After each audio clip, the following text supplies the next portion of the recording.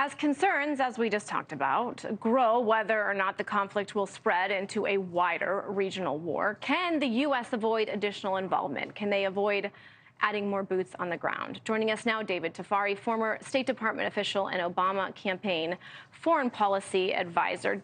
Sir, thank you so much for joining us.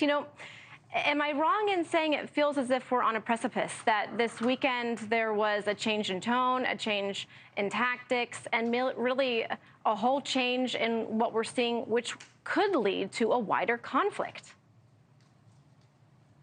I think it feels like that, and we're right to have a lot of anxiety about what's happening with more IDF troops going into Gaza.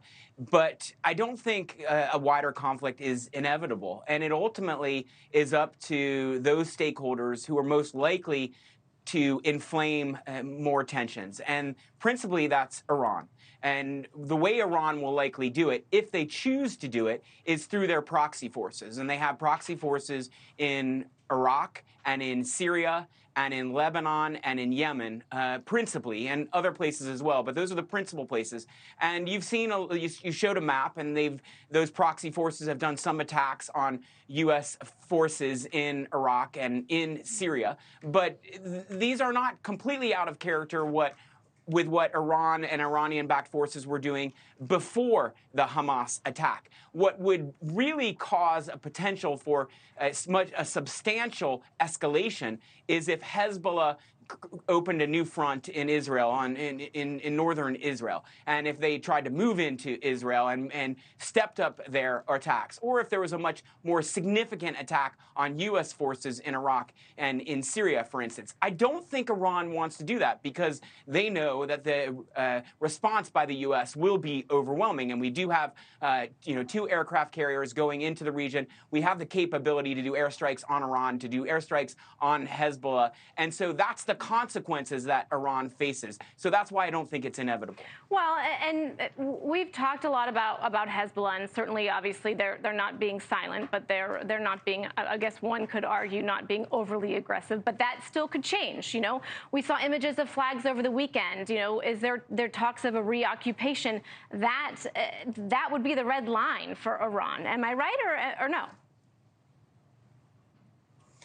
Well, that's what Iran says. They say it's a red line, but are they ready to enforce that red line? Because Iran has a lot to lose if the U.S. does airstrikes on Iran. There's no way that Iran could withstand U.S. airstrikes, and whatever retaliation it did against the U.S. would be unlikely to be, substantial enough to outweigh the damage that we could inflict on Iran. But underneath all of this, the thing that I worry about most really is the possibility that Iran could get nuclear weapons, because they're getting closer to having nuclear weapons, and we cannot allow Iran to have nuclear weapons. We cannot allow the proliferation of nuclear weapons to Iran, because Iran will then really have the capacity to hold the rest of the world hostage, and Iran could export nuclear capabilities to other countries, other rogue states. So we have to really worry about that, and Iran knows that as well.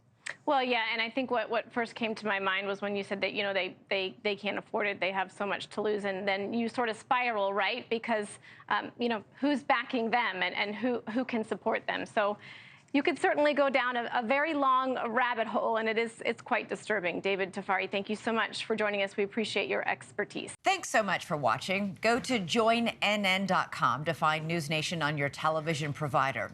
And don't forget to click the red subscribe button below to get more of NewsNation's fact-driven, unbiased coverage.